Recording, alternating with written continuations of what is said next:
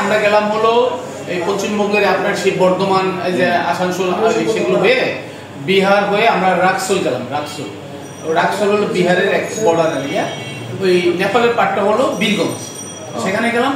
এখানে ইন্টারেস্টিং ব্যাপার ছিল, বিভিন্ন জায়গায় যে সমস্যাটা হয়েছে যে আপনাদের ভিসা কোথায়, ভিসা চিনে না, এইটা চিনে না, ওই যে স্টিকার।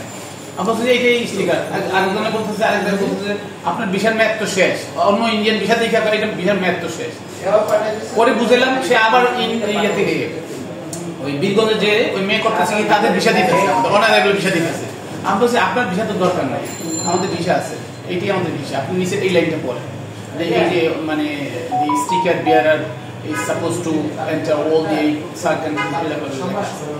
দেখেন এটা এক্সাম্পল, ভিসা এক্সাম্পল এগুলো করে সেখানে আমরা বীরগঞ্জে একটা থাকলাম। সেখান থেকে আমরা গেলাম ইলেকট্রনিক জিপ আছে, সেই জিপে ওই যে ইলেকট্রিক না ইলেকট্রিক জিপে করে আমরা সেই 135 কিলোমিটার। সবচেয়ে ইন্টারেস্টিং বিষয় ছিল যে আমরা এই পুরা এই কাঠমান্ডুটা, এই তমলবাই, এই পুরা কাঠমান্ডু হচ্ছে যে সি লেভেল থেকে আপনার 4500 ফিট উপরে।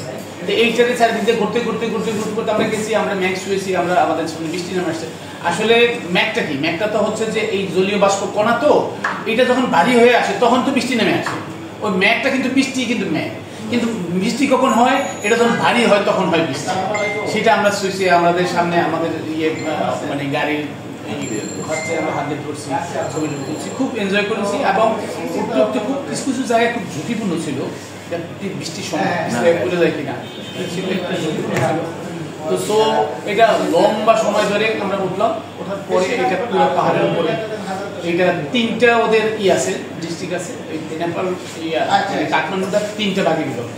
একটা হলো বক্তপুর, একটা হলো কাঠমান্ডু, একটা হলো ললিতপুর। এই